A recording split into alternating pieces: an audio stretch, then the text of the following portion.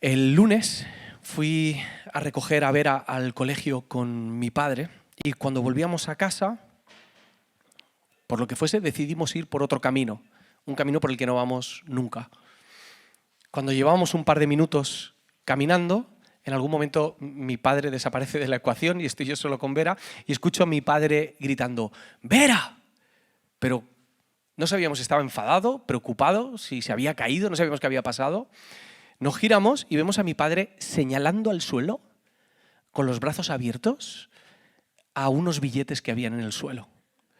Entonces, mi padre y Vera tardaron un poquito en reaccionar, así que fui yo, cogí el dinero y me lo guardé, el dinero es mío. Eran 160 euros. Madre mía.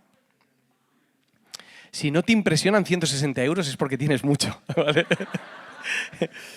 160 euros. Yo estaba flipando.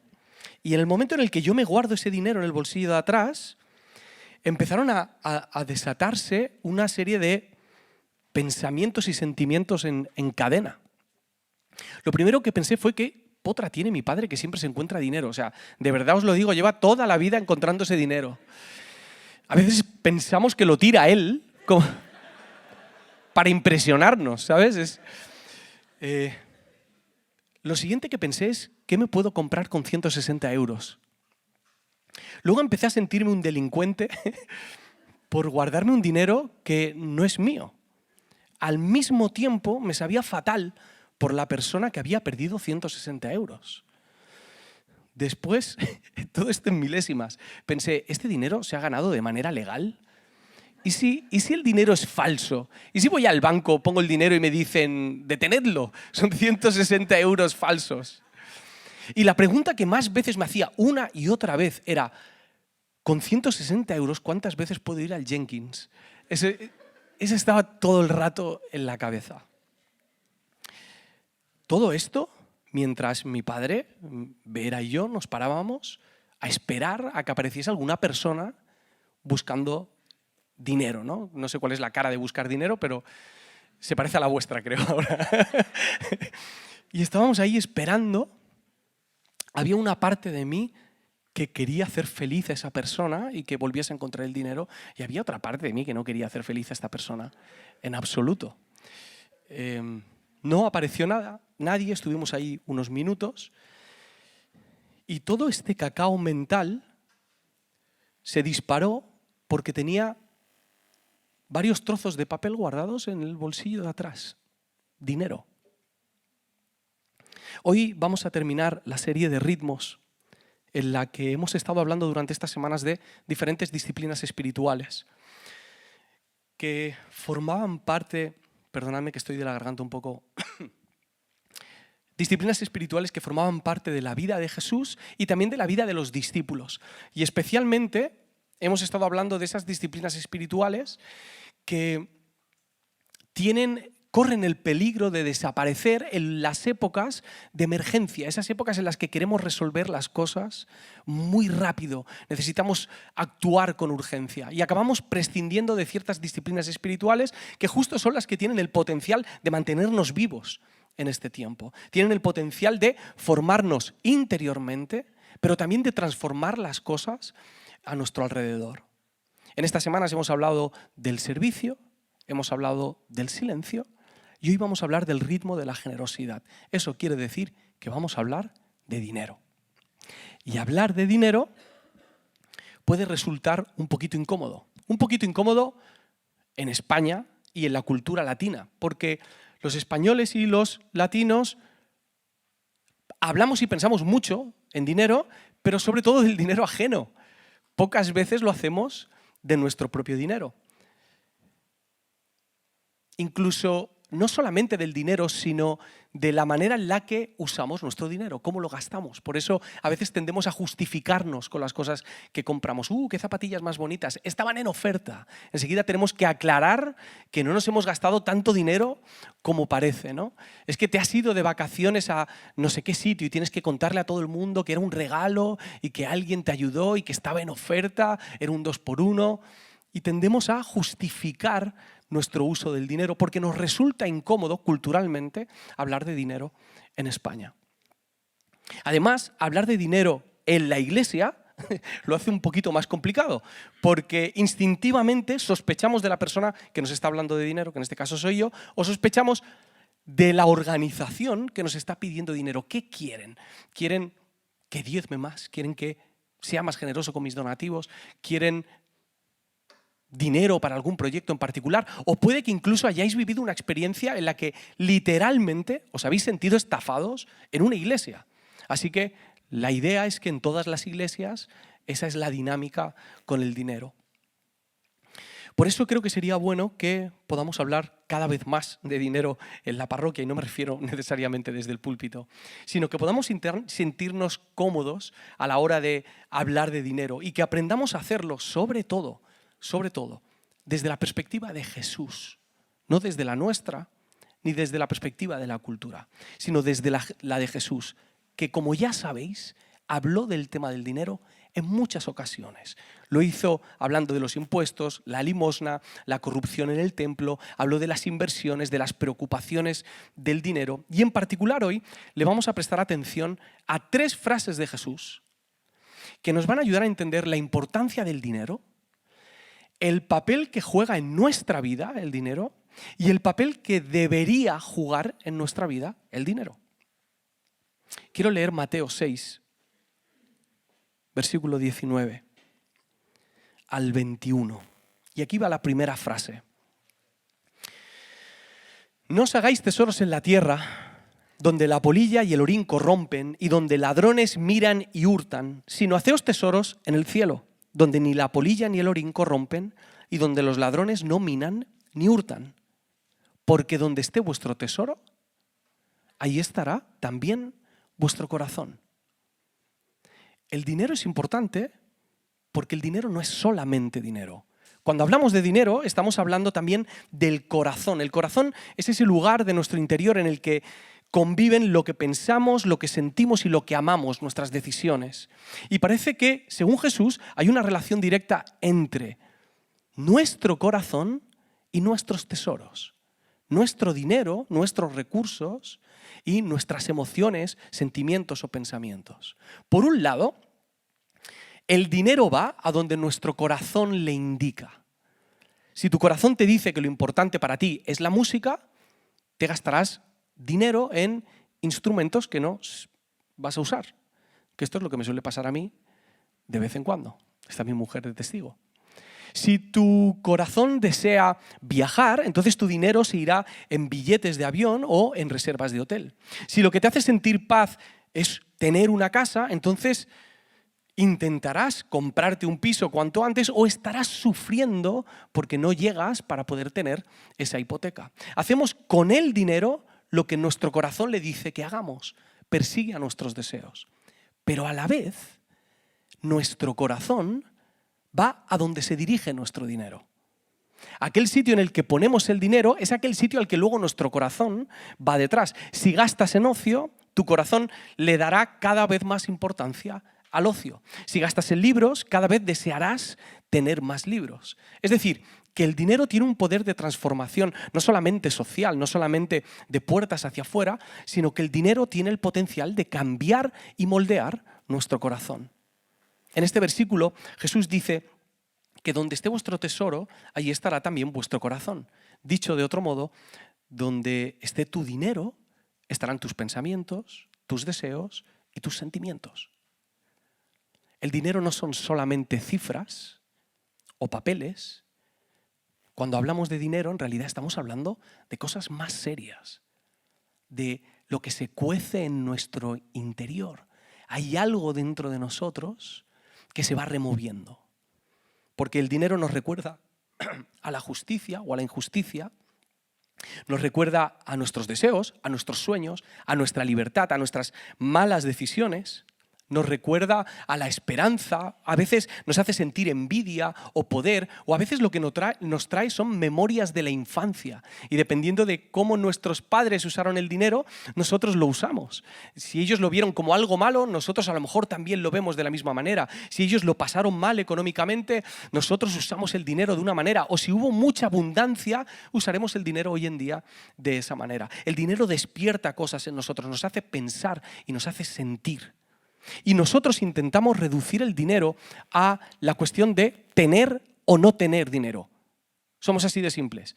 ¿Tenemos o no tenemos? Lo único que nos importa es si somos ricos o somos pobres, si podemos comprar o no podemos comprar. Pero cuando hablamos de dinero, es más importante lo que piensas y lo que sientes que lo que tienes. ¿Cómo te relacionas con el dinero? Y cuando ignoramos esta verdad, nos exponemos al dolor.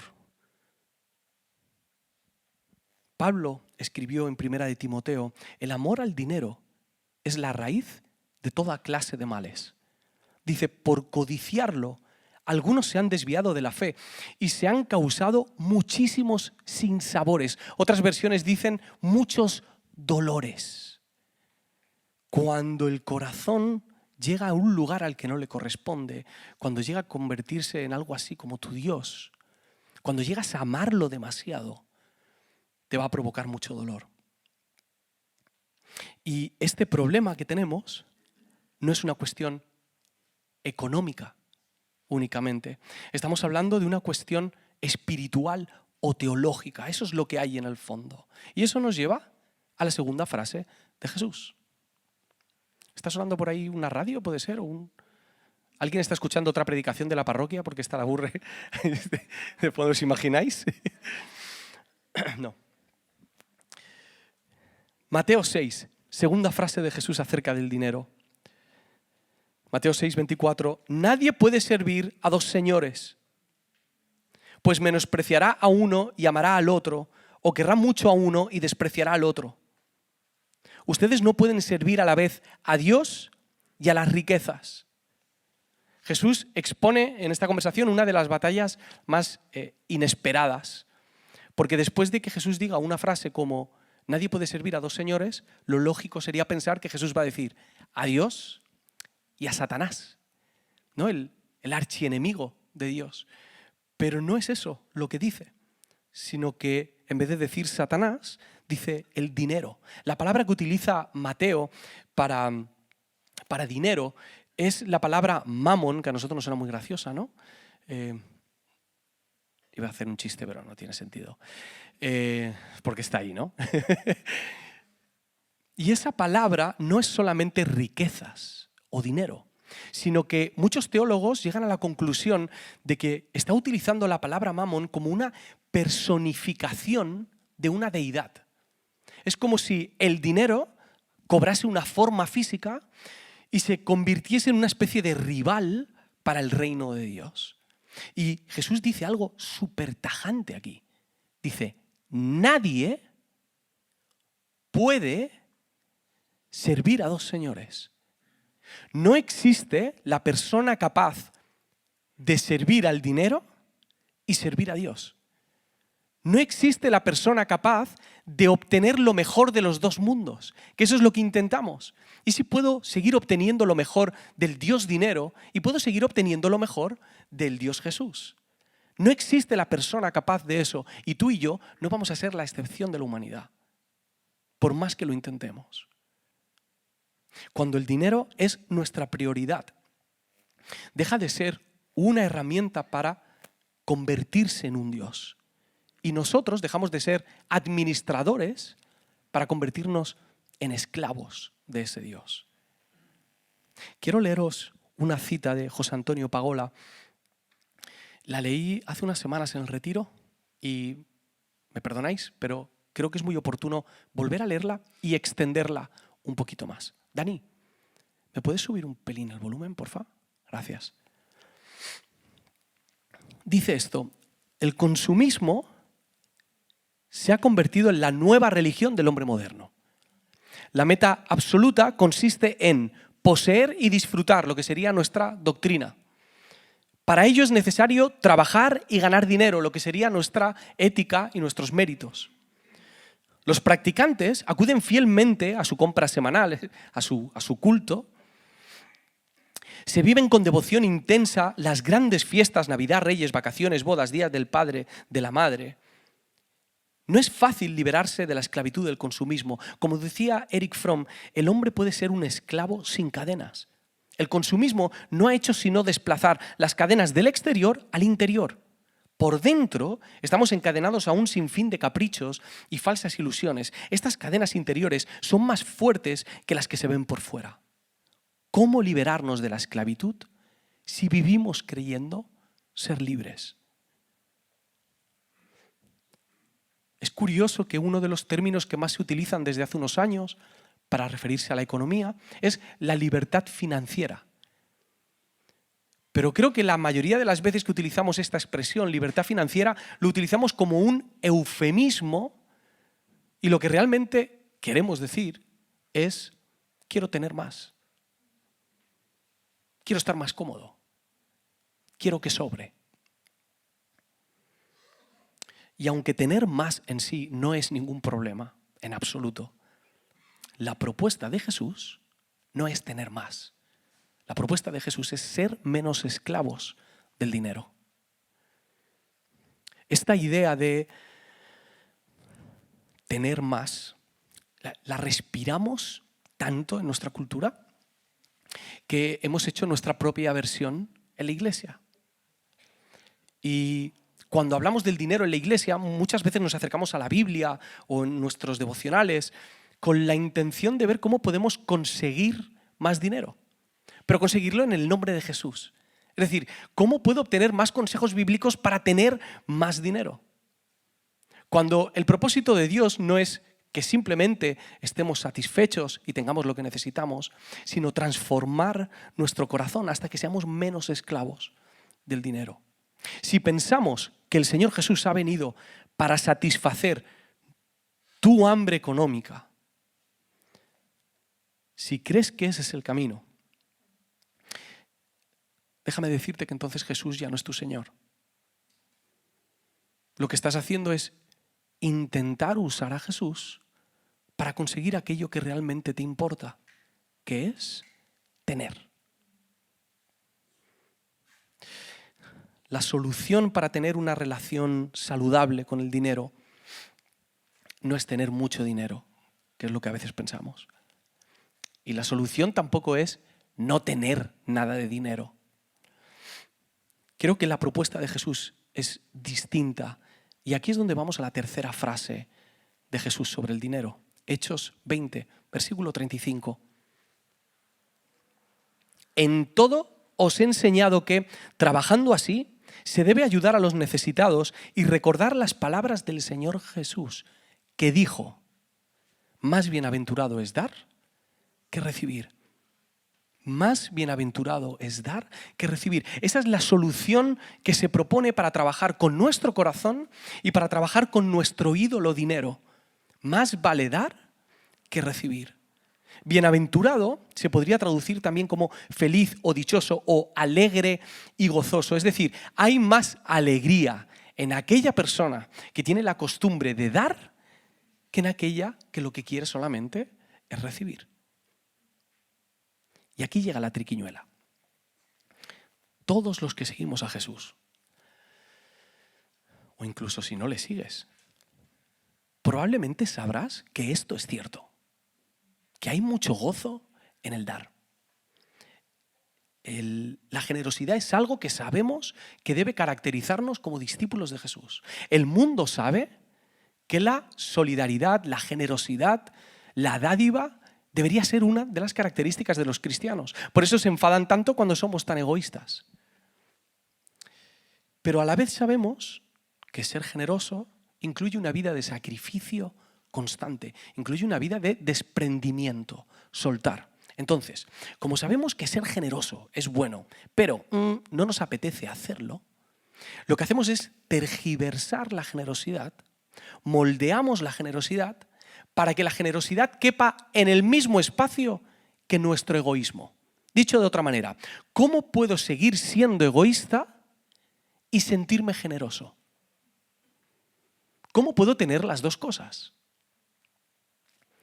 No nos atrevemos a descartar la generosidad, sería una locura, pero tampoco nos atrevemos a vivirla y la moldeamos para que no nos incomode. ¿Cómo hacemos esto? ¿Cómo la moldeamos? Normalmente con ideas, con mentiras. Son pequeñas sentencias que van formando parte de nuestro pensamiento. Y me gustaría deciros algunas de las mentiras, probablemente vosotros sepáis alguna más, pero quiero destacar algunas. La primera mentira que nos contamos es que la generosidad es una bondad que solamente tienen algunas personas. Es el don de unos cuantos. Entonces, ellos son los que tienen que dar y yo soy el que está en la posición de recibir el regalo. Así que, si yo no tengo el don, no es mi responsabilidad ser generoso. Sin embargo, bíblicamente esto es difícil de sostener. La generosidad es algo que formaba parte del carácter de Jesús. Es uno de los frutos del Espíritu, esa bondad que brota de nosotros. La segunda mentira es que la generosidad solo es para los tiempos de necesidad. Solamente es cuando hay dolor a tu alrededor o ves que hay una necesidad muy concreta como la que estamos viviendo con la Dana. Y esto es horrible porque si tienes esto en mente, además desarrollarás la gran habilidad de hacerte ciego y sordo ante la necesidad de los demás. No mirarás, no girarás la cabeza, no querrás que nadie mueva tu corazón a compasión y te mantendrás en tu mundo. La tercera mentira es que la generosidad es para los ricos. Ellos son los que tienen la responsabilidad de dar. Pero seamos honestos, cuanto más tenemos, más nos cuesta dar. Y mi experiencia personal, y casi seguro que la vuestra, las personas más generosas que hemos conocido en nuestra vida son las que menos tienen. Hay un dato interesante y es que entre los países con alta proporción de donativos y donaciones figuran algunos de los países más pobres del mundo. Haití es uno de esos países y Laos es otro de esos países, lo cual nos sugiere que la generosidad no está determinada únicamente por la capacidad económica, hay algo más. Y la última no es tanto una mentira, sino una media verdad. Y es esta. Yo soy generoso, pero de maneras distintas, no solo con el dinero. Y esto es verdad. Es decir, la generosidad incluye mucho más que el dinero. Incluye la manera de vivir. Jesús no nos ha llamado para repartir dinero. Jesús nos ha llamado para vivir generosamente. Y eso incluye el tiempo, el sacrificio, los dones, tus habilidades, tu atención. Pero a la vez, cada vez que Jesús quería hablar de generosidad, en la mayoría de las ocasiones hablaba de dinero. Hay alguien que lo explica muchísimo mejor que yo. El autor y pastor John Mark Comer dice algo así: la generosidad es mucho más que dinero, pero nunca es menos.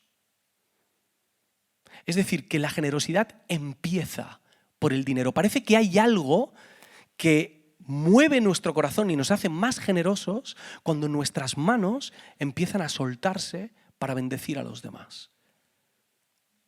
Y a partir de ahí llega el sacrificio, el tiempo, la generosidad de tus dones, de tu atención.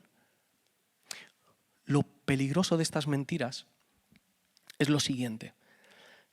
Bueno, la primera mentira es la de que solamente es el don de algunos. La segunda es que es solamente para los momentos de necesidad, que es solamente para los ricos o que no tiene nada que ver con el dinero, que es otra cosa. Y estas mentiras tienen algo en común. Es que entonces, si crees esto, la generosidad para tu vida será puntual. Aparecerá en algunos momentos. Aparecerá cuando te sientas generoso. Aparecerá cuando veas la necesidad o cuando te sobre el dinero o cuando te apetezca compartir algo más que tu tiempo. Y eso hará que la generosidad se mantenga en lo puntual en vez de lo habitual. Y el llamamiento de Jesús es a vivir de esa manera. Si leemos el Nuevo Testamento y nos fijamos en el comportamiento de la iglesia primitiva, nos daremos cuenta de que la generosidad era para cada día. Vivían generosamente. Ordenaban su economía en torno a la generosidad. ¿Cómo podemos pasar de ser generosos de vez en cuando a vivir el ritmo de la generosidad? Quiero leeros un versículo y lo voy a leer en varias versiones. 2 Corintios 9:11. Siendo enriquecidos en todo, para toda generosidad. Efectivamente serán enriquecidos en todo sentido para que siempre puedan ser generosos. Ustedes serán enriquecidos en todo sentido para que en toda ocasión puedan ser generosos. Para que estéis enriquecidos en todo para toda liberalidad, la cual produce por medio de nosotros acción de gracias. Este texto nos habla de ser generosos en toda ocasión. Es una constante. Pero para pasar de lo puntual a lo habitual, tenemos que prestar atención a la relación directa que hay entre ser enriquecidos por Dios para poder compartir. Si os fijáis, lo primero que dice el texto es para que estéis enriquecidos o ustedes serán enriquecidos. Y luego le da un sentido a esa riqueza que nosotros recibimos del Señor, para que podamos compartirla con toda liberalidad, para que podamos compartirla en toda ocasión. Los primeros discípulos y los discípulos que vosotros conocéis hoy, que son generosos, tienen algo en común. Saben que Dios es generoso y no tienen miedo de dar porque saben que Dios es generoso. Los cristianos estamos expuestos a dos discursos muy potentes acerca del dinero.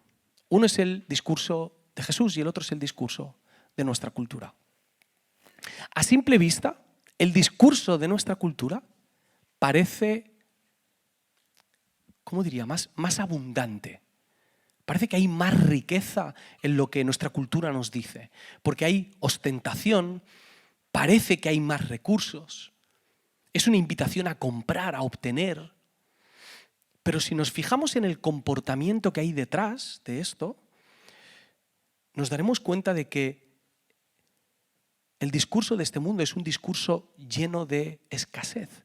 Es el discurso de acumular, tener, guardar. ¿Por qué? Porque tienes miedo a que se acabe. Tienes que guardar todo lo que puedas, tienes que acumular y en el fondo vivimos como si las cosas fuesen a terminar hoy mismo, como si nos fuésemos a quedar de aquellas cosas que tanto valoramos. Me estaba acordando ahora que cuando en casa hacemos espaguetis a la carbonara y servimos buenos platos porque sabemos que gusta, Vera se sienta y lo primero que dice Vera es: ¿hay para repetir? Porque ella ya quiere reservar su parte. Ella piensa que eso se va a acabar y quiere guardárselo. Y a veces nosotros vivimos con esta mentalidad de escasez. Y esta mentalidad se la hemos trasladado a Dios. ¿Y si Dios en realidad es escaso? ¿Y si Dios en realidad no es generoso y no quiere darme? ¿Y si solo quiere darme cuando yo me lo gano? ¿Y si solo le da a aquellos que se portan realmente bien o a aquellos que tienen un don en particular? ¿Y si Dios es tan escaso como la cultura? Pero el mensaje de la gracia es justo lo contrario. El mensaje de la gracia es el mensaje de un Dios que no conoce límites a la hora de entregarse. No hay límites a la hora de regalar. Está siempre con las manos abiertas. Tanto es así que la cuestión no queda en lo económico. Lo que nosotros recibimos de parte de Dios está muy por encima de todo eso. Efesios 2, versículo 4. Pero Dios, que es rico en misericordia, por su gran amor con que nos amó, aun estando nosotros muertos en pecados, nos dio vida juntamente con Cristo. Por gracia sois salvos. Esa es la generosidad de nuestro Señor. Practicar la generosidad no es una cuestión de aparentar, no es una cuestión de estética espiritual. No es para quedar bien. Somos generosos porque cuando eres generoso, tus manos le recuerdan a tu corazón que todo lo que tienes no es tuyo. Cuando eres generoso, tus manos le recuerdan a tu corazón que tu Dios no es el dinero. Cuando eres generoso, tus manos le recuerdan a tu corazón que Dios es bueno. Les recuerdan que el gozo se encuentra en el dar, no en el recibir. solo hay un motivo por el cual dudes de que estas palabras de Jesús son ciertas. Solo hay un motivo. Y es que no hayas dado nunca. Si no has dado nunca, a lo mejor dudas de esto que dice Jesús. Pero si has dado alguna vez, seguro que has experimentado el gozo de dar. Sabes el valor que tiene. Quiero proponeros 3 prácticas para que el ritmo de la generosidad llegue a nuestra vida y, si ya ha llegado, que pueda crecer en nuestra vida. Dependiendo del punto en el que estéis, os pido que toméis lo que sintáis que es para vosotros. La primera práctica es para los que quizá no tenéis el hábito de dar. No es tarde y hay mucho gozo escondido detrás de ello. La propuesta es que esta semana tengáis un acto de generosidad improvisado, es decir, que abráis los ojos ante las necesidades que veis a vuestro alrededor. O no tienen que ser necesidades. A lo mejor es una persona que incluso gana más dinero que vosotros, pero vosotros queréis abundar en esa gracia con él. Y esto puede ser desde tomar un café, hacerle un bizum, invitarlo a cenar, cualquier cosa. Que estéis atentos a lo que Dios pone en vuestro corazón. Quiero que seas generoso con esta persona. Y que, al igual que con la práctica del silencio, monitoreéis vuestro corazón. Es decir, al dar, penséis en cómo os sentís. ¿Qué estoy aprendiendo al dar? ¿Qué he recibido de parte de Dios al dar? ¿Cómo ha cambiado mi vida? ¿Qué desafío estoy sintiendo? ¿O qué incomodidad estoy sintiendo al dar? Y que podáis dejar que el Señor trabaje en esa área de vuestro corazón. Para los que tenéis el hábito de dar, la propuesta es un poquito más incómoda. Preguntadle al Señor si debéis dar un paso más en vuestra generosidad. ¿Cuánto debéis dar? Y me refiero a 2 cosas. ¿Cuántas veces debes compartir? ¿Y cuánta cantidad debes compartir? Es decir, comparte más dinero más a menudo, con la única intención de encontrar y disfrutar del gozo en el mismo lugar en el que Jesús lo encontraba, compartiendo y siendo generoso. Para que el Señor pueda seguir trabajando en nuestro corazón, para que podamos crear un margen para que el Señor siga siendo generoso con nosotros y podamos seguir conociendo la gracia del Señor y compartirla con los demás. Pero esto piénsalo bien, no lo hagas a lo loco, esto no es una competición, la semana que viene no vamos a hacer examen. ¿Quién ha dado más esta semana? 1.500, una subasta, ¿sabes?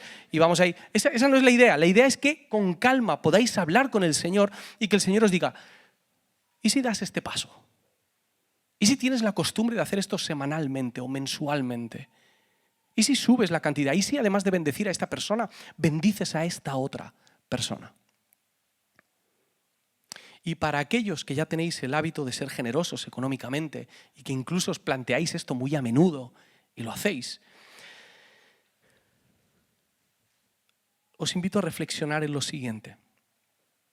No dejéis que vuestra generosidad económica os haga acomodaros y que esa generosidad económica se convierta en una excusa para no dar aquellas cosas que el Señor te está pidiendo a dar. Porque a lo mejor el Señor te está pidiendo que des tu tiempo, que des tu sacrificio, que compartas tus dones, que escuches a las personas. No dejes que el dinero se convierta en yo ya he pagado, yo ya he cumplido con el Señor. No, la idea es empezar por el dinero. Pero el fruto de esto debe ser una vida generosa en todas las áreas. Especialmente en el área del perdón. Que podamos ser generosos perdonando como Dios nos ha perdonado a nosotros. Que podamos repartir el amor del Señor en nuestra vida. No sé cuál de estas 3 prácticas es para ti. A lo mejor crees que son las 3. Pero os pido que durante el próximo momento de silencio podamos prestar atención al Señor para que nos diga claramente cuál es el paso que tenemos que dar. Así que guardamos un momento de silencio.